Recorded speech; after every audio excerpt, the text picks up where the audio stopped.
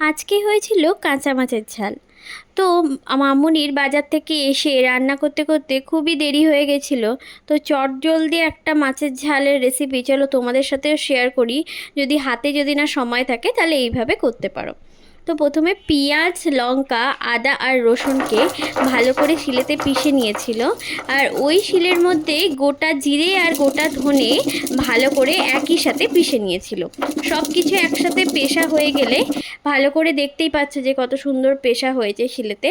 তো পেষা হয়ে গেলে তারপর একটা জায়গায় যপিস মাছ তোমরা করতে চাও সেই কাঁচা মাছগুলোকে নিয়ে তার মধ্যে ওই পিষে রাখা মশলাগুলোকে দিয়ে তার মধ্যে এবার হলুদ গুঁড়ো আর সামান্য মানে পরিমাণ মতো নুন, আর আগেই বলেছি আমাদের কিন্তু কাশ্মীরি লাল লঙ্কার গুঁড়ো ইউজ হয়, তো লাল লঙ্কার গুঁড়ো আর কেটে রাখা টমেটো দিয়ে আর ওপর দিয়ে কাঁচা সর্ষের তেল দিয়ে ভালো করে ম্যারিনেট করে সামান্য কিছুক্ষণের জন্য রেখে দিয়েছিল। তারপর ম্যারিনেট করে রাখা হয়ে গেলে তারপর কড়ার মধ্যে দিয়ে একটুখানি ফুটে গেলে, একটুখানি সামান্য মতো ফুটে গেলে তার মধ্যে কিন্তু জল দিয়ে দিয়েছিল, দিয়ে কিন্তু নাড়েনি মাছগুলোকে, ওইভাবেই কিন্তু ঢাকা দিয়ে করে নিয়েছিল। ওটা তাহলে তাড়াতাড়িও হয়ে গেছিলো, আর লাস্টে ওপর দিয়ে কাঁচা সর্ষের তেল আর ধনেপাতা দিয়ে নামিয়ে নিয়েছিল। খেতে কিন্তু খুবই টেস্টি হয়েছিল।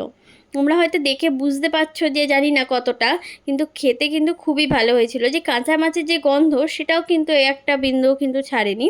খেতে কিন্তু অসাধারণ হয়েছিল।